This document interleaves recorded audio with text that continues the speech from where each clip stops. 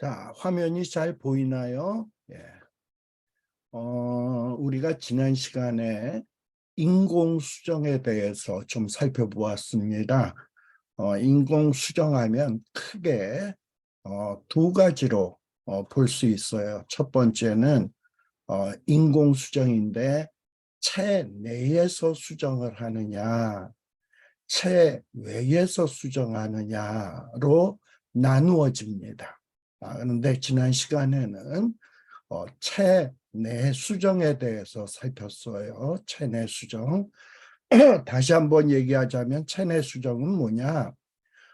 정말 임신이 잘 안 되는 부부에게 남자의 정자와 여자의 정자를 체내에서 수정을 시키는 거예요. 그래서 남자의 정자를 추출을 해가지고 여자의 난소에다 집어넣어서 난자와 수정되도록 해가지고 자녀를 낳는 방법입니다.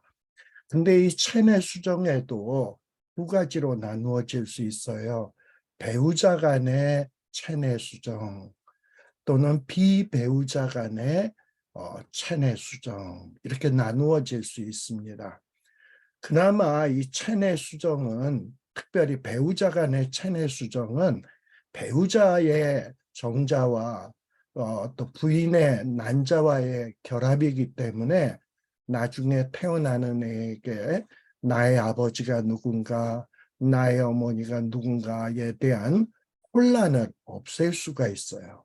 또 체내에서 수정이 되다 보니까 어떤 이 배아 형성 과정에 있어서 어떤 다른 배아를 희생시키지 않고 이 임신시키는 방법이기 때문에 그렇게 윤리적으로 문제가 그다지 없습니다. 물론 비배우자 간에 이 체내 수정을 할 경우 예를 들어서 남자가 무정자증이라든지 이랬을 경우에 어떤 남자가 여자를 임신시킬 수가 없잖아요. 정자가 없으니까.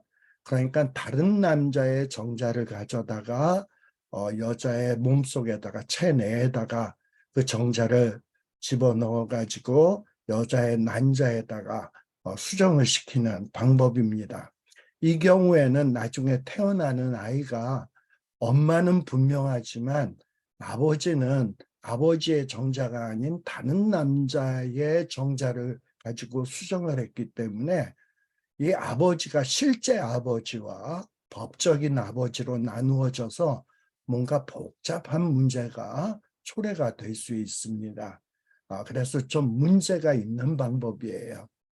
근데 그나마 다른 어떤 체외 수정보다는 체내 수정은 부부간의 합의하에 이루어진다면 그다지 큰 문제가 없는 방법입니다. 물론 비배우자 간의 어떤 체내 수정은 문제가 있습니다만, 근데 이제 오늘은 우리가 함께 공부할 내용은 비배우자 간 체외 수정에 대해서 좀 살피고요. 그 다음에는 또 요와 좀 유사한 것인데 대리모, 어떤 남편과 아내가 뭐 남편과 아내의 남편의 정자와 아내의 난자를 수정시켜서 체외에서 수정을 시켜서 다른 여자의 제3의 여자의 몸속에 자궁에다가 착상을 시켜서 애를 낳는 대리모의 문제, 어떤 이런 문제에 대해서 좀 살필 거고요. 그 다음에 세 번째는 대리모가 아닌 대리모는 그래도 인간 여자에게 인간 여자의 자궁에다가 착상을 시켜서 애를 낳는 방법이잖아요. 근데 이제 세 번째 방법은 뭐냐? 인간 여자의 자궁이 아닌 인공자궁을 통해서 애를 낳는 방법. 이런 방법에 대해서 좀 살펴보고 그 다음에 우리가 그동안에 공부했던 인공수정에 대해서 정리하는 시간을 갖도록 하겠습니다. 그리고 다음 주일에는 우리가 낙태에 대해서 좀 이렇게 살필 예정에 있습니다. 자, 그러면 비배우자 간의 체외 수정에 대해서 살펴보도록 할게요. 이 비배우자 간의 체외 수정은 언제 이루어지냐? 아까도 좀 얘기했습니다만 남자가 무정자증, 그러니까 남자가 애를 낳게 할 수 없는 사람이에요. 그다음에 남자의 정자에 이상이 있을 경우, 그래서 이 남자의 정자를 가지고 임신을 했을 경우에는 뭐 기형아가 태어난다든지 뭐 정말 임신에 어떤 장애가 있을 수 있는 것이 너무나도 분명할 경우에는 남자의 정자를 통해서 임신하는 것이 불가능할 것 아니겠습니까?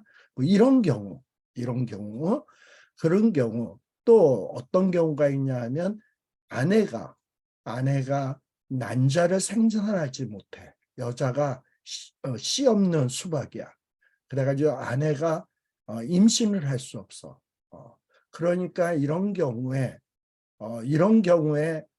이제 체외 수정을 통해서 이제 애를 갖는 방법입니다.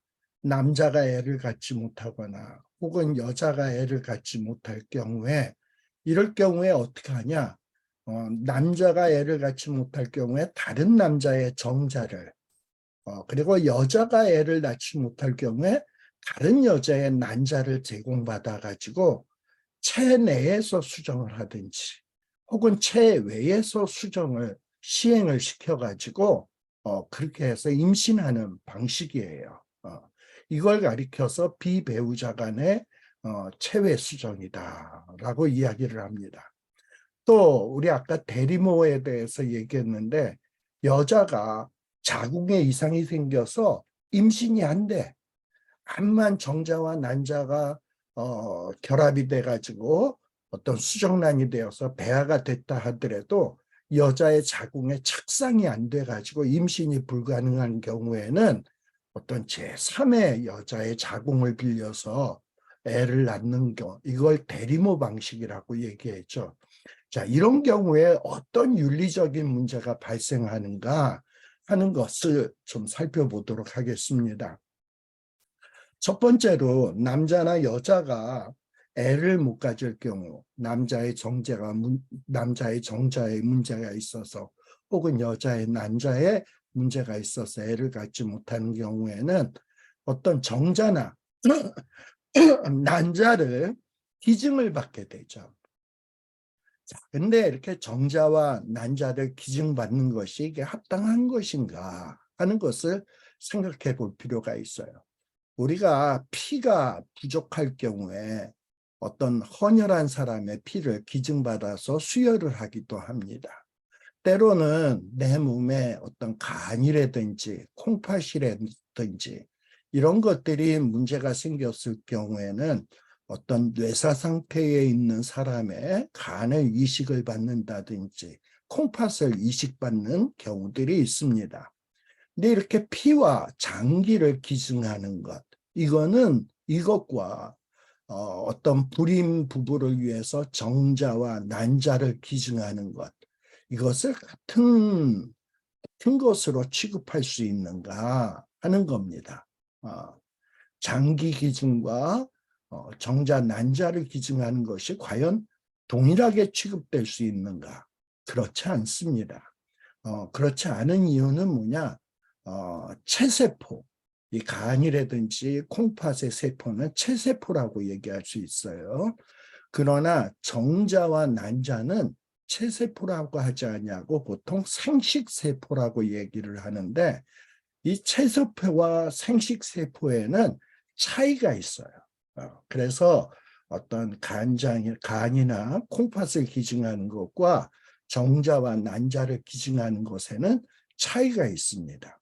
무슨 얘기냐 하면 예를 들어서 간이나 콩팥 같은 것을 기증을 하고 기증을 받게 되면 그 기증받은 이 콩팥이나 간이 어떤 기증받은 자의 몸에서 신체의 일부로 자리를 잡을 수 있는데 이 어떤 정자나 난자를 기증받았을 경우에 어떤 그것은 이 기증받은 자의 신체의 일부가 될 수가 없어요. 예를 들면 남의 간을 이식받아도 이 몸은 내 몸이 되지만, 예를 들어서 정자와 난자를 받아가지고 임신을 했다. 그러면 이거는 생물학적으로 이 애는 내 애가 아닌 거야. 물론 나의 난자에다가 다른 남자의 정자를 받아서 임신을 했다면 이 애의 아버지는 다른 남자인 거지, 어떤 생물학적으로 다른 남자가 이 애의 아버지인 거지 법적인 아버지가 아닌 거예요. 그래서 이 묘한 문제들이 발생될 수밖에 없습니다. 그래서 이 정자와 난자는 내 몸이 될 수가 없어. 기증받은 정자나 난자는 내 몸이 될 수가 없다. 그러나 다른 사람의 장기는 기증받았으면 내 몸으로 이렇게 융합이 될 수가 있어요. 그래서 이것은 동등하게 취급할 수 있는 문제가 아니다. 아니, 혼혈도 하고 장기 기증도 하는데 그까지 정자나 난자는 기증을 왜 못해?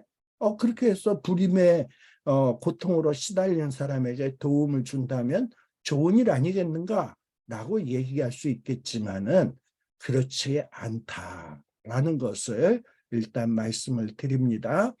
또 이렇게 비배우자 간에 수정을 하는 것은 어떤 문제가 있냐? 비배우자 간의 이 체외 수정은 부부관계에 아주 심각한 성윤리상의 문제를 야기시킵니다. 이 플래처라고 하는 어떤 생명공학자가 있는데, 이 사람은 이런 얘기를 했어요. 남편과 아내, 그리고 부모와 자녀, 남편과 아내, 부모와 자녀의 인격적 관계만 어떤 신실하게 유지가 될 수만 있다면 비배우자 간의 수정도 문제될 것이 없다라고 말을 해요. 이게 무슨 얘기냐? 남편과 아내 어느 한편이 애를 낳을 수가 없어요. 남자가 무정자증이거나 아니면 아내의 난자의 문제가 있어서 이 둘 사이에서는 애를 만들 수가 없어요. 그래서 어떤 다른 남자의 정자를 기증받거나 다른 여자의 난자를 기증받아가지고 임신을 할 수밖에 없어. 그럴 경우에 사실 남편과 아내가 얼마나 찜찜하겠습니까? 그런데 이 남편과 아내가 서로 너무 신실하게 사랑해. 남자는 그러겠죠. 나는 무정자증이니까 다른 남자의 정자라도 상관없어. 나 그건 문제가 안 돼. 우리 사이에 애만 가지면 되지. 그까짓 남의 정자 가지고 당신 뱃속에서 애를 낳으면 그 애가 당신 애고 나의 아이지. 무슨 문제가 있겠어. 이렇게 된다는 거야. 그래서 부부간에 문제만 없으면 이렇게 비배우자 간에 다른 남자의 난자, 다른 남자의 정자, 다른 여자의 난자를 수정시켜서 임신하는 건 문제가 안 된다. 뭐 이렇게 얘기를 한 사람이 플래처예요. 근데 과연 그럴까요? 예. 사실 이 부부나 이 부모 관계라고 하는 것은 어떤 이 생물학적인 것과 아주 밀접한 관련이 있습니다. 부부라고 하는 것의 생물학적 관계는 뭡니까? 이 부부는 생물학적으로 생물학적으로 성적인 관계를 유지하는 것을 부부라고 이야기를 해요. 또 부모 관계가 생물학적으로는 어떤 관계입니까? 부모의 유전자, 아버지, 어머니의 유전자를 생물학적으로 물려받았을 때 그게 부모 관계가 이루어지게 되는 거예요. 우리가 이것을 배제하고서 가족을 이룬다라는 것은 좀 생각하기 어려운 문제입니다.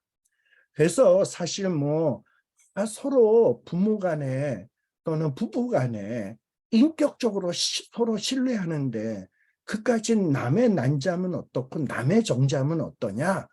우리는 다 그런 거 극복할 수 있어. 이렇게 얘기할런지 모르지만 사실 인간이 그런 거를 극복할 만큼 그렇게 뛰어난 인격을 갖고 있냐?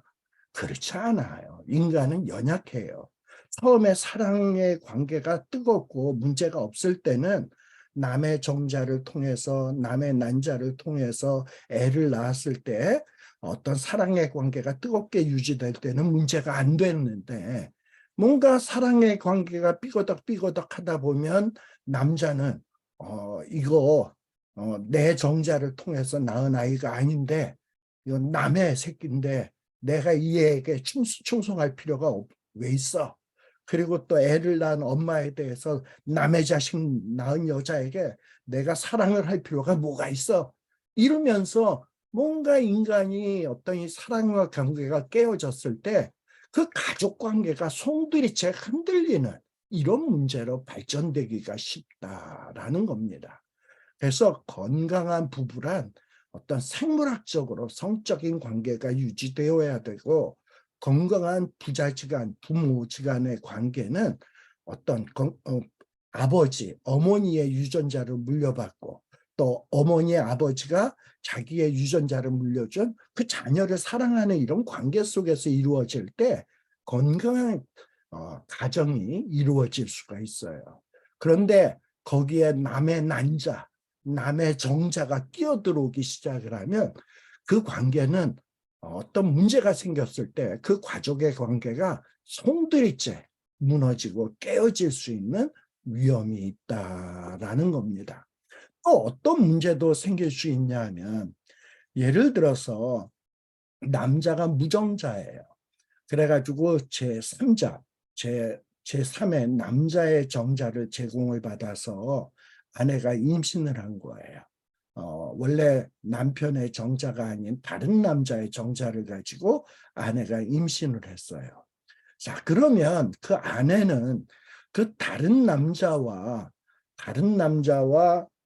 성관계를 맺지 않았다 할지라도 예를 들어서 다른 남자의 정자를 제공을 받아가지고 주사기나 어떤 복강경 관을 통해서 여자의 몸속에 삽입을 시켜서 여자의 난소에 집어넣어서 난자와 결합시키는 방법이에요. 그러니까 이 여자가 다른 남자와 남편이 아닌 다른 남자와 성적인 관계를 맺은 건 아니지만 다른 남자의 정자를 받아서 임신한 것은 사실이거든요. 그렇게 보면 본의 아니게 다른 남자의 씨를 낳는 경우가 발생되는 거예요. 근데 이랬을 경우에 어떻게 그야말로 본의 아니게 다른 남자와 성관계는 안 했지만 성관계에서 나온 결과와 똑같은 결과가 발생되게 되는 경우예요. 그러다 보면 이제 나중에 어떤 일이 생기게 되냐? 이 여자는 다른 남자의 정자를 받아가지고 애를 낳았기 때문에 본의 아니게 또 다른 남자와 성적인 관계를 연상하기가 쉬워요. 네. 그리고 또 어떤 문제가 생기냐? 남자가 무정자증이라서 다른 남자의 정자를 받아서 자기의 아내가 임신한 거잖아요. 그러다 보니까 이 무정자증의 남편은 계속적으로 나는 애 못 낳는 병신이지 하면서 무력감 같은 것을 느끼게 돼요. 그러다 보면 점차로 부부의 관계가 멀어지게 되고 의심하게 되고 그러다가 이 부부 관계가 깨어지는 경우들이 있다 이 말입니다. 반대로 예를 들어서 이 여자의 난자에 문제가 있어가지고 애를 못 낳아. 남자는 전혀 문제가 없는데 그랬을 경우에 어떤 다른 여자의 난자를 제공받아 가지고 이 본 남편의 정자를 수정을 시켜 가지고 애를 낳는 경우예요. 체외 수정을 통해서 애를 낳는 거예요. 그리고 그 체외 수정을 시켜서 본 부인의 몸에서 애를 낳는 경우예요. 물론 이렇게 남편과 여자가 결혼을 해서 애를 낳는데 이 여자의 난자가 아닌 제3의 여자의 난자를 가지고 애를 낳을 경우에 이 애를 낳을 경우에 이 아내는 이건 내 애가 아니지 다른 여자의 애지. 물론 내 남편의 씨를 가지고 애를 낳긴 했지만 이거는 내 새끼가 아니야 하면서 이 아내 역시 어떤 무력감 같은 것을 느끼게 됩니다. 그리고 또 역시 이 그 또 이 난자를 이 남자는 정자에 문제가 없잖아요. 근데 그 다른 여자의 난자랑 결합을 시켜서 애를 낳았으니까 이 남자는 그 제3의 난자를 기증한 여자와의 어떤 성적인 관계를 무의식중에 연상을 하기가 쉬워. 그러다 보니 의식적인, 무의식적인 간음을 행할 수가 있다 이 말이에요. 그래가지고 어떤 부부관계가 파경을 맞이할 수 있다. 그래서 이 비배우자 간에 이 체외 수정을 통해서 애를 낳는 경우 또는 비배우자 간에 체내 수정을 통해서 애를 낳는 경우 이런 이상야릇한 문제들이 발생될 수 있다라는 겁니다. 또 하나 심각한 문제는 뭐냐면 이 비배우자 간의 수정을 통해서 애를 낳았을 경우 그러니까 부부가 결혼을 해서 애를 낳았는데 뭐 이 애가 아버지가 법적인 아버지가 아니라 다른 생물학적 아버지가 따로 있어. 또는 생물학적 어머니가 따로 있어. 근데 자기를 키워주는 엄마 아버지는 뭐냐? 자기를 진짜 낳은 엄마 아버지가 아니야. 그랬을 때 이 아이는 내 엄마는 과연 누구야? 내 아빠는 누구야? 저분들이 지금 나를 키워주긴 하지만 난 저 사람의 씨가 아니야. 저 엄마의 씨가 아니야. 이러다 보면 애가 자기의 진짜 엄마가 누군지, 진짜 아빠가 누군지, 누구를 아빠라고 해야 되는지, 누구를 엄마라고 해야 되는지 애는 막 헷갈리게 되는 거예요. 근데 애가 이렇게 헷갈리게 되는 정말 이런 힘든 상황이 이 애가 선택해서 되어진 일입니까? 아니잖아요. 부모들이 애 갖고 싶은 욕심 때문에. 그런데 자기네들이 애를 낳을 수 없으니까. 어떤 남의 난자, 남의 정자를 가져다가 체외 수정을 통해서 뭐 여자의 몸에다 착상시켜서 애를 낳은 거 아니겠습니까? 그러니까 이 애가 선택해서 초래된 상황이 아닌 거야. 부모의 욕심 때문에 이루어진 일이지. 그러다 보니까 이 아이는 본의 아니게 자기 정체성의 위기를 가지고 고통을 당할 수가 있다 이 말입니다. 그렇지 않겠어요? 그래서 참 난감한 상황이 발생될 수 있다라는 겁니다. 또 심지어는 뭐 아까 대리모 이야기를 했잖아요. 대리모. 엄마와 아빠가 엄마 아빠의 그 정자 난자를 통해 가지고 수정을 시켜서 어떤 제3의 다른 여자의 몸에서 애를 낳게 했다 칩시다. 애를 낳은 사람이 엄마인가? 아니면 정자와 난자를 제공한 부모가 내 부모인가? 이 아이에게 또 이게 헷갈리는 문제가 될 수 있어요. 참 복잡해요. 그래서 이렇게 체외수정, 어떤 다른 여자를 통해서 애를 낳는 문제, 이런 문제는 참으로 헷갈리는 문제가 생겨지게 된다라는 겁니다.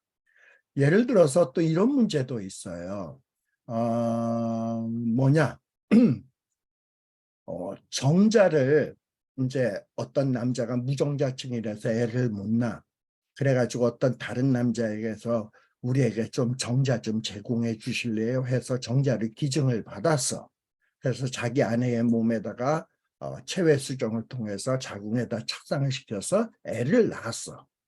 이제 이런 경우도 있고 여자의 난자에 문제가 있어가지고 어떤 다른 여자의 난자를 여자의 몸에다가 삽입을 시켜서 남편의 정자를 해가지고 애를 낳았어. 그랬을 경우에 생물학적인 진짜 엄마 아빠는 기증자, 기증자가 엄마고 기증자가 아빠일 것 아니겠습니까? 근데 실질적으로 정자를 기증한 사람 혹은 난자를 기증한 여자는 내가 제공한 정자를 통해서 애가 태어났어?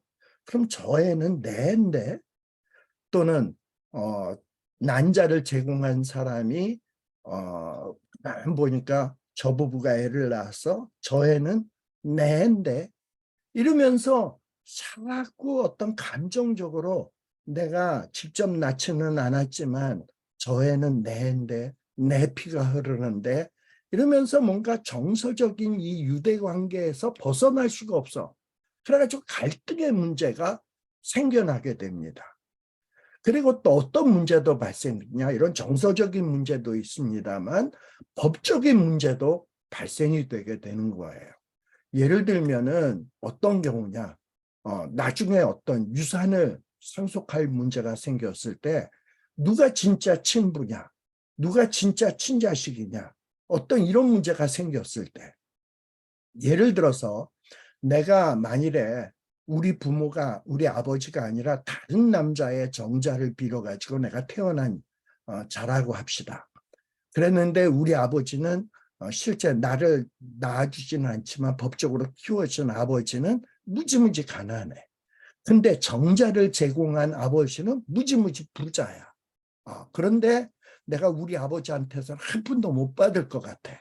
그랬을 때 부자, 정자를 제공한 부자 아빠에게 가서 나는 당신의 아들입니다. 당신이 유산을 상속할 때 내게도 주어야 됩니다. 그러면서 내가 너랑 무슨 관계인데 그랬더니 유전자 검사해 보십시오. 일치하지 않습니까? 부자 관계가 일치하지 않습니까? 이러고 따지고 들면, 법적으로 따지고 들면 참 이게 복잡한 문제가 발생되게 된다라는 겁니다. 참 이렇게 인공적인 방법, 하나님의 방법이 아닌 인공적인 방법으로 뭔가 일을 초래하다 보면 문제가 복잡하게 발생되는 일들이 생겨나게 돼요. 또 이렇게 비배우자 간의 수정을 통해서 태어난 아이, 이 아이의 비배우자 간에 태어난 그 아이에게 그 애를 이제 가진 법적인 부모는요. 이 법적인 부모는 실제 엄마 아빠가 아니죠. 어떤 다른 남자의 다른 남자의 정자, 다른 여자의 난자를 체외 수정해가지고 낳은 아이니까 실질적인 생물학적인 부모가 아니야. 근데 실질적인 생물학적인 부모가 아닌데 자기 태어난 애가 자라면서 야, 너는 내 정자가 문제가 있어서 다른 남자의 정자를 빌려다가 너는 태어난 애다? 이런 말을 할 수 있어요? 또는 엄마가 내 난자에 문제가 있어서 너는 다른 여자의 난자를 통해서 난 애다? 실질적인 엄마가 내가 아니다? 이렇게 얘기할 수 있겠습니까? 마치 진짜 부모인 것처럼 그렇게 계속해서 이 속이는 상태가 지속될 것 아니겠어요. 그러다 보니까 거짓말하는 관계가 되어지게 된다 이 말이죠. 너는 돈 주고 정자를 기증받아서 너는 돈 주고 난자를 기증받아서 태어난 애야. 네가 내 난자를 통해서 태어났으면 참 머리가 좋을 텐데 어디 돌대가리 여자의 난자를 받아가지고 태어나가지고 네가 공부를 그렇게 못한다. 왜 너는 그 모양이냐. 뭐 이러면서 문제가 복잡하게 된다 이 말이에요. 또 그런 걸 알게 된 자녀는 얼마나 마음에 상처를 입겠습니까? 이렇게 어떤 비배우자 간의 수정을 통해서 애를 낳을 경우에 굉장히 좀 문제가 많이 발생할 수 있다. 또는 뭐 정자 기증자, 난자 기증자를 숨기고 그리고 아이에게 알려주지 않고 그리고 애를 키운다면 그 애는 본의 아니게 자기의 진짜 생모가 누구인지 모른 채 어떤 이 법적인 부모를 마치 자기의 생모로 생각하면서 살아가는 거예요. 사실이 아니죠. 사실이 아닌데 이 사실처럼 믿으면서 사는 거야. 그러니까 속고 사는 거야. 우리가 보통 옛날에 말 안 듣는 아이들을 혼낼 때 쟤는 다리 밑에서 주워온 아이야 라는 말, 이런 말이 있죠. 저 같은 경우에도 어떤 일이 있었냐면 제 위로는 누나들이 셋이 있어요. 그래가지고 딸 이러고 이제 부모가 딸만 있었어요. 그러다 보니까 우리 어머니 아버지는 아들을 참 갖고 싶었어요. 그래가지고 이제 제가 태어나게 됐는데, 근데 제가 태어나다 보니까 딸 아들 하다 보니까는 제가 얼마나 귀한 아들이겠습니까? 그래가지고 부모의 사랑을 독차지를 했어요. 그랬는데 이렇게 부모의 사랑을 독차지하다 보니까 이것을 제일 질투하는 사람이 있었는데, 그게 누구냐? 셋째 누나야. 셋째 누나, 셋째 딸.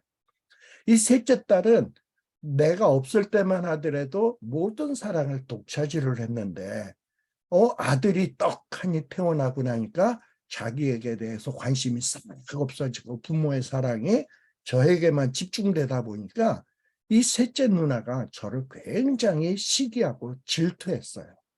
그래가지고 어린 시절에 자라날 때 이 셋째 누나는 저한테 뭐라고 저를 놀려먹고 저에게 상처를 주었냐 하면은, 야, 너 가만 거울 한번 봐봐.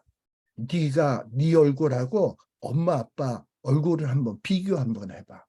너 하나도 안 닮았지? 너는 다리 밑에서 주워온 애야. 우리 집에 딸만 있다 보니까 아들이 없잖아? 그래서 아들을 갖고 싶은데 너 엄마 아빠는 아들을 못 낳아. 그래가지고 다리 밑에 있었던 아들을 주워온 애가 너야.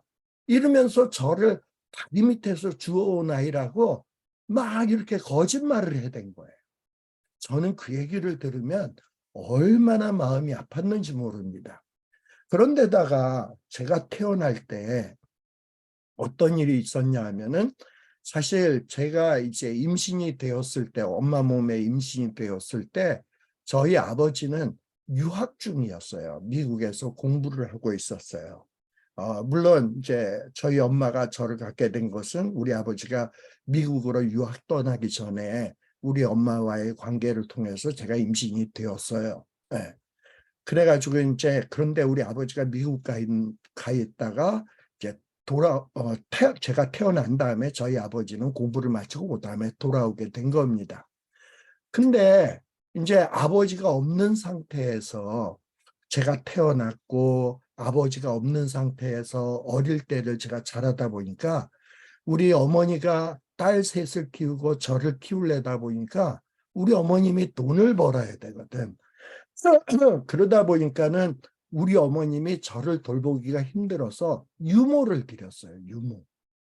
유모를 들여서 저를 젖을 먹이고 유모선에 맡기고 우리 어머니는 나가서 돈을 벌고 뭐 이러면서 우리 아버지가 유학을 간 동안 힘들게 살고 있었습니다. 그런데 요거를 아는 우리 셋째 누님이 무슨 얘기를 하냐? 이제 우리 셋째 누님의 거짓말이 좀 진화가 됐어요. 이전에는 다리 밑에서 주워왔다 그러더니 이제는 제가 그것을 안 믿기 시작을 하니까, 야야야야, 너의 출생의 진짜 비밀을 가르쳐 줄까? 하면서 하는 얘기가 뭐냐면, 너의 진짜 엄마는 누구냐면 어렸을 때 너를 키워준 유모 알지? 유모. 그 유모가 네 진짜 엄마야. 봐봐, 네가 엄마랑 뭐가 닮았나? 네 아빠랑 뭐가 닮았나? 봐봐, 너 하나도 안 닮았어. 너는 그 유모한테서 아들이 나왔는데 그 아들을 너는 입양한 거야. 이로선 저의 마음에 상처를 주었습니다. 그래서 이 유모는 어린 시절에 저를 키워주다가 이제 어느 정도 컸을 때 이제 유모는 떠났을 거 아니에요? 그리고 몇 년 지나서 제가 한 5살인가 6살인가 되었을 때 그 유모가 저희 집에 한번 놀러 온 적이 있었어요. 그랬더니 우리 누이가 제 옆구리를 쿡 찌르면서 네 엄마 왔다. 네 엄마 왔다. 막 이러는 거야. 그게 그러다 보니까 내가 상처를 입어서 유모가 떠나서 이제 저 갈게요 하고서 유모가 우리 어머니한테 인사하고 떠나는데 제가 자꾸 유모를 졸졸졸졸 따라갔다니까. 그래가지고 이 유모가 버스를 타고 쭉 떠나는데 제가 울면서 그 버스를 엄마 하고 쫓아갔다니까요. 참 이렇게 어떤 이 다리 밑에서 주어나의 실제 자기의 부모가 법적인 부모가 실제 부모가 아닌 경우 그 아이는 상당한 심적인 상처를 받을 수가 있습니다. 예, 이런 문제가 생긴다 이 말이에요.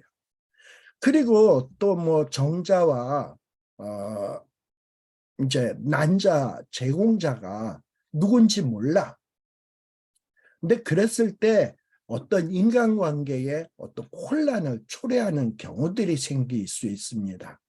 예를 들어서 어떤 건강한 남자가 아주 정자가 너무나도 건강해가지고 자기의 정자 여러 개를 정자은행에다가 보관을 해뒀어요. 보관을 해둬가지고 또 건강한 여자도 어떤 자기의 난자를 난자은행에다가 이렇게 보관을 해뒀어요. 그래가지고 어떤 그 건강한 남자의 정자, 건강한 여자의 그 정자를 체외에서 수정을 시켜가지고 그래가지고 사람들에게 어떤 그 애를 못 낳는 부부의 그 여자의 몸에다가 착상을 시켜서 애를 낳는 거야. 그렇게 해서 건강한 남자, 건강한 여자의 이거를 수정시켜서 만든 배아니까 얼마나 건강하겠습니까? 그래서 여자의 몸에서 건강한 애가 태어난 거야. 그랬는데 그 똑같은 정자 제공자와 똑같은 남자 제공자를 수정시켜서 이번에는 또 다른 여자의 몸에서 애를 낳게 된 거야. 그러니까는 이건 어떻게 된 겁니까? 동일한 정자와 동일한 난자를 제공받은 사람이 각각 다른 여자의 몸에서 태어나서 비록 다른 여자들의 몸을 통해서 태어났지만은 이 태어난 아이들은 뭐냐? 정자와 난자가 동일한 남자, 동일한 여자의 난자를 통해서 태어난 거야. 어떻게 보면 형제지.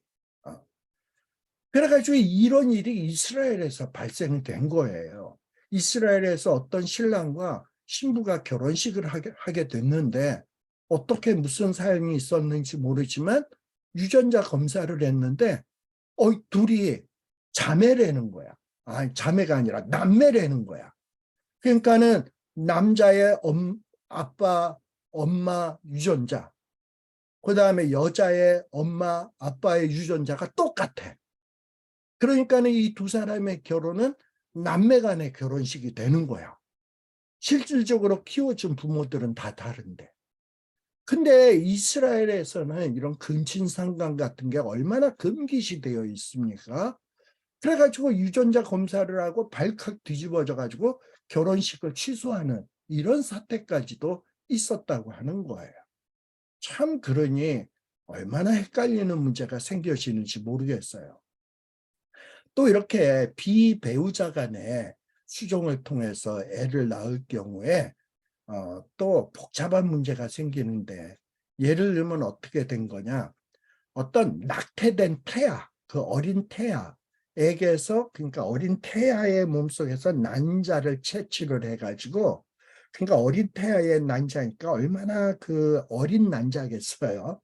그러니까 그 어린 난자를 애 못 낳는 나이든 여자의 몸에다가 이식을 해가지고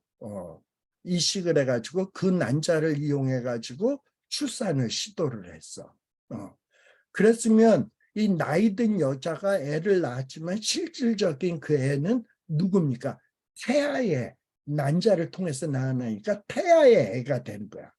참 이게 얼마나 헷갈리는 문제가 됩니까? 또 어떤 경우도 있냐 하면 정자를 채취를 했는데 이 정자를 누구의 몸에서 채취했냐? 죽은 남자의 몸에서 정자를 채취했어. 죽었는데 다행히 그 정자는 살아있었어. 근데 그 정자를 채취를 해가지고 살아있는 여자의 난자와 수정을 시켜서 애를 낳게 된 거야. 근데 이 애를 낳게 됐을 경우에는 이 애는 본의 아니게 자기의 아빠는 죽은 사람인 거야. 이런 일들이 생겨지게 된다라는 겁니다. 그래서 이런 헷갈리는 문제들이 이 비배우자 간의 수정 시에 이루어지게 된다라는 거예요. 또 이런 비배우자 간의 수정의 문제는 어떤 문제가 있냐? 자, 애를 못 낳는 남자, 애를 못 낳는 여자를 위해서 정자은행, 난자은행 같은 게 생겨나게 되는 거예요. 그러다 보니까 이 정자를 파는 거야. 또는 난자를 파는 거야. 그래서 이 미국의 경우에 보통 이 정자를 제공을 누가 하냐? 보통 이제 이 의대생들, 인턴 의대생들이 이렇게 정자를 제공하게 되는데, 이 정자를 제공할 경우에 한 번 제공하는데 50불 정도를 받는데, 50불 정도. 그러다 보니까 어떤 이 가난한 의대생인 경우엔 50불이 어디야? 한번 이 정자 한번 빼면은 50불을 받는데, 그러다 보니까 이 건강한 남자인 경우에 일주일에 두세 번씩 정액을 빼내가지고, 예를 들어서 일주일에 두세 번 정액을 빼내면, 세 번을 빼면 50불 곱하기 3이니까 150불을 버는 거야. 그러면 한 달이면 150불 곱하기 4니까는 얼마가 됩니까? 600불. 그래가지고 뭐 자유행위도 하지, 그다음에 600불 돈도 받지, 그 얼마나 꼭 먹고 알 먹고 해요. 이러면서 정자를 팔아먹는 거야. 근데 이제 이 여자가 난자를 제공하는 경우는, 남자가 정자를 제공하는 것보다 여자가 난자를 제공하는 경우는 굉장히 힘들어요. 그래서 이 난자는 얻어내기가 참 힘들어요. 제가 지난번에도 얘기했지만은, 여자의 난자를 얻으려면 어떤 호르몬 주사를 통해서 과배란 상태로 만들어야 되고, 그리고 과배란 상태로 만들어진 여러 개의 난자를 어떤 복강경 수술을 통해서 난자를 난소에서 끄집어내야 되는 거거든요. 그러다 보니까 난자 하나 얻는데 얼마의 돈을 지불을 하냐? 5,000불. 5,000불을 호가할 때가 있대요. 자, 그렇다면은 어떤 가난한 여자가 먹고 살기가 힘들 때 이 난자 하나 팔면 5,000불을 받는다 그런다면, 그 난자를 팔고 싶은 이런 유혹을 받지 않겠습니까? 그러다 보니까 이 어떤 이 생명을 만들 수 있는 그 존귀한 정자와 난자가 물품으로 전락이 되는 거야. 그래가지고 그것이 그야말로 어떤 판매의 대상이 된다. 물품처럼 판매의 대상이 된다. 이 하나님의 형상으로 지음받은 인간의 정자와 난자가, 물론 이제 이게 수정란이 되고 하나님의 생기가 불어넣어야 생명체가 되는 거지만, 생명체를 만들어낼 수 있는 정자와 난자가 어떤 매매의 대상이 된다? 이게 얼마나 비윤리적입니까? 그리고 정자 제공자, 난자 제공자도 오직하면 그 정자를 팔아먹으려고 하고 난자를 팔아먹으려고 했겠습니까? 만일에 이들이 경제적인 여유가 넉넉했다면 과연 정자와 난자를 팔아먹을 생각을 할까요? 네. 자, 그러다 보니 이 정자와 난자 매매는 이 가난한 사람들의 정자와 난자를 푼돈 주고 팔아먹게 만드는, 어떻게 보면 가난한 계층을 착취하는 사회 문제를 야기하게 되는 거예요. 또 정자와 난자 기증자는 그 팔아먹고선 이 자기의 정자가 또는 자기의 난자가 누구의 몸에 들어가는지 모르잖아. 그렇지만은 어쨌든 자기의 정자와 자기의 난자를 통해서 새 생명이 태어나는 것 아닙니까? 부모라는 게 뭡니까? 자기의 정자 혹은 자기의 난자를 통해서 태어나는 애를 일평생 양육하고 그 아이를 기도로 말씀으로 양육해서 하나님의 거룩한 나라의 일꾼으로 양육시키고 성숙시키는 것이 부모의 책임 아니겠어요? 뭐 정자만 뿌려놓고 자식 기르는 것을 회피한다면 그건 부모의 책임을 감당하는 게 아니지. 근데 이렇게 정자와 난자를 팔아먹은 자들은 본의 아니게 부모의 책임을 회피하는 결과를 가져오게 되는 거예요. 그리고 자기가 이 제공한 정자를 통해서 누가 태어났는지도 알지도 못해. 그러나 어디엔가 자기의 정자를 통해서 태어난 아이가 자라고 있어. 자기의 난자를 통해서 태어난 아이가 자라고 있어. 그런 걸 상상할 때마다 얼마나 많은 상실감이 생기겠습니까? 또 그러한 문제가 자기가 경제적으로 가난했기 때문에 사회적인 약자였기 때문에 초래된 문제라고 생각했을 때 자기의 어떤 이 초라함이 얼마나 크게 다가오겠습니까? 그렇잖아요. 네. 그래가지고 참 이런 문제들이 초래할 수 있다. 또한 어떤 이런 인공수정 방식으로 자녀를 출산할 경우에는 그야말로 수만 달러의 돈이 들어요. 그래가지고 애가 없어서 애를 가져야 되겠다. 그래서 인공수정, 특별히 체외수정, 또 우리의 정자, 우리의 난자로는 애를 못 낳으니까 다른 사람의 정자, 다른 사람의 난자를 은행에서 가져다가 체외수정을 통해서 자국에 착상을 시켜서 뭐 애를 낳았다 할 때 들어가는 비용이 만만치가 않아요. 웬만한 재력가가 아니면 할 수 없는 일입니다. 또 애를 키울 때 그렇게 해서 태어난 애가 건강하다라는 보장을 할 수도 없어. 그래가지고 그렇게 해서 애를 가진 다음에 경제적 부담으로 정말 어려움을 겪는 일들이 생길 수 있습니다. 그러다 보니까 또 이 가난한 자들이 불임으로 고통에 지낼 때 어떤 인공수정을 통해서 애를 낳을까 해가지고 뭔가 가격을 알아도 보다 보니까 막 수만 달러가 든다는 거야. 그 얘기를 듣고 포기하자.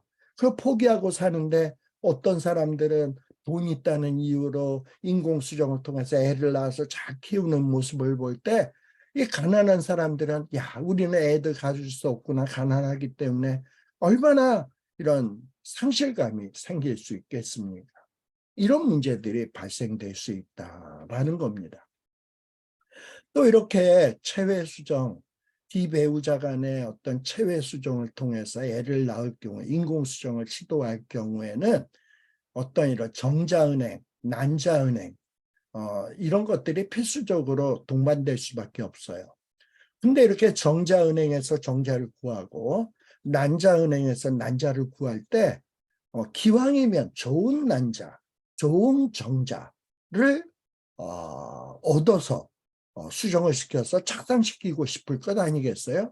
시원찮은 정자, 시원찮은 난자를 누가 갖고 싶겠습니까? 그러다 보니까 머리 좋고 건강한 정자, 머리 좋고 건강한 여자의 어떤 난자를 선호하게 된다 이 말이에요. 그러다 보니까는 뭔가 건강하고 머리 좋고 튼튼하고 좋은 것을 선호하는 우생학, 좋은 것을 선호하는 이런 우생학이 개입이 되는 거예요. 그러다 보니까 뭔가 사람이 어떤 그 맞춤형 인간을 만들려고 해. 얼굴 생김새는 김태희를 닮았고 혹은 뭐 그다음에 남자인 경우에는 장동건을 닮았고 뭐 머리 좋은 거는 뭐 아인슈타인을 닮았고 뭐 이런 식으로 그 어떤 맞춤형으로 만들고 머리 나쁘고 못생긴 거는 태어나지 못하도록 하는 인위적으로 태어나지 못하도록 하는 이런 일들이 발생된다라는 거예요. 그게 과연 자연적인가? 그것이 과연 순리인가? 하는 거예요. 여러분, 이 세상에 머리 좋은 사람들만 살고 있다면 이 세상이 과연 살기 좋은 세상이 될까요? 어떤 경우에는 머리 좋은 사람도 있고 머리는 나쁜데 몸이 튼튼한 사람도 있고 그리고 또 어떤 사람은 뭐 그저 그런 사람도 있고 잘난 사람도 있고 못난 사람들이 얽혀져서 서로 이렇게 해서 서로 보완하면서 살아가는 것이 이게 아름다운 사회지. 머리가 좋고 운동선수고 이러면은 과연 이 세상이 좋은 세상이 될까요? 예.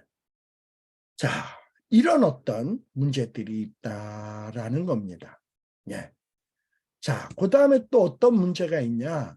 이 비배우자 간의 수정, 이건 주로 어떤 문제가 이루어지냐? 예를 들어서 동성애자.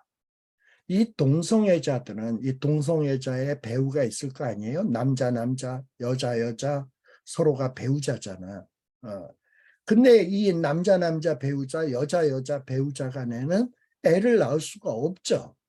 그러니까 애를 생물학적으로 애를 낳을 수가 없어.